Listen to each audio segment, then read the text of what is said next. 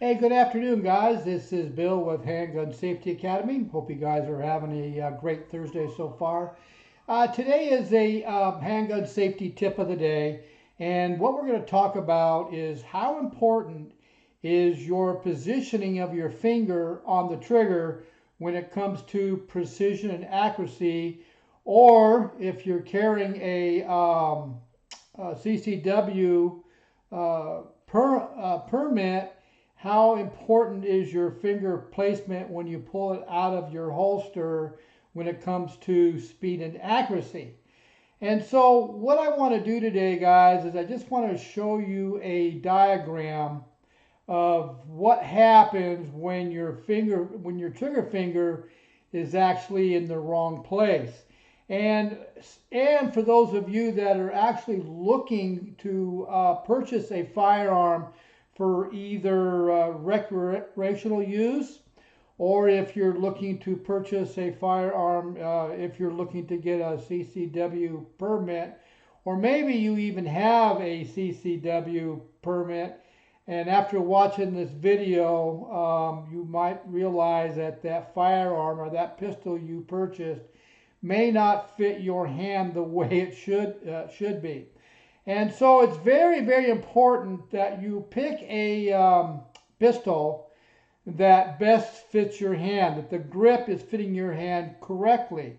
And what I mean by that, and I'm going to show you this really quick, is here I have a Glock 19. As you can see, the slide is locked back. There's no mag in it, and I've safely cleared my my chamber as well, and there's no live ammo. And so what I mean by making sure that your hand is fitting the grip properly, as you grab the grip and put your finger on the trigger, that finger should automatically line up between the tip and the joint. That's the best positioning. Now, if the grip is too big and your finger is at the end of the tip, then that firearm isn't for you. If the grip is too small and your finger is way beyond or is closer to the joint or past the joint, then obviously that grip is too small. So it's really important that you guys find the pistol that works best for you. And when you're grabbing it, it's very important when you pull it out of the holster in a self-defense situation that finger, everything flows smoothly, and as you extend out, that finger automatically is in between the end and the joint of that finger. So what I want to do real quick is I want to take you to a diagram that's going to actually show you what happens if your finger is positioned in the wrong place. Okay, guys, here's the diagram I was telling you about.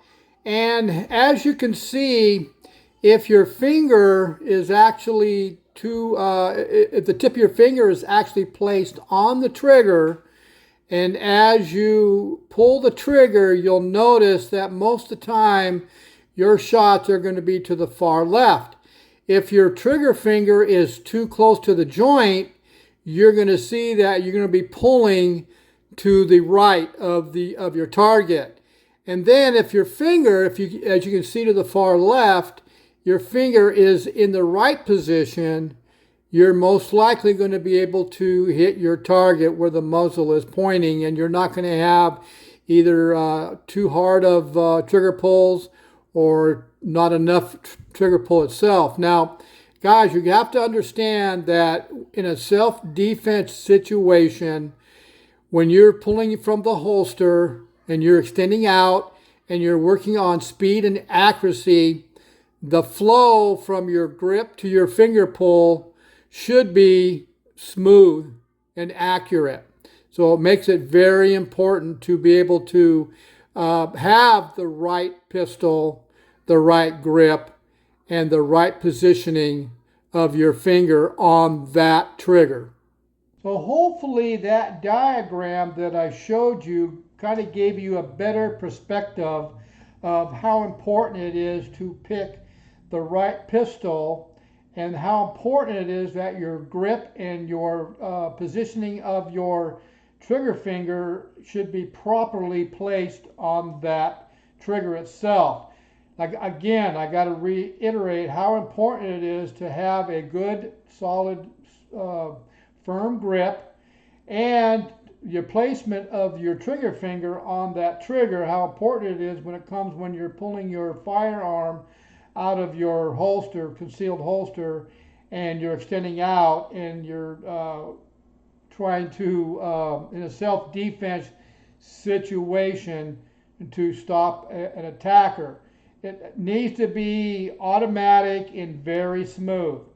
So, guys, if you want to know more about any of my courses or my classes, you can go to handgunsafetyacademy.com, pick a class that you think might interest you, and then hit the description to make sure that it is something that will interest you. As you can see in the background here, these are some of the targets, a few of the targets that we use in our basic handgun and presentation dry fire classes for those of you that are brand new shooters, beginners, or recreational shooters that haven't been to a range for a while, or if you have never received a basic handgun certificate of completion. Safety is very important.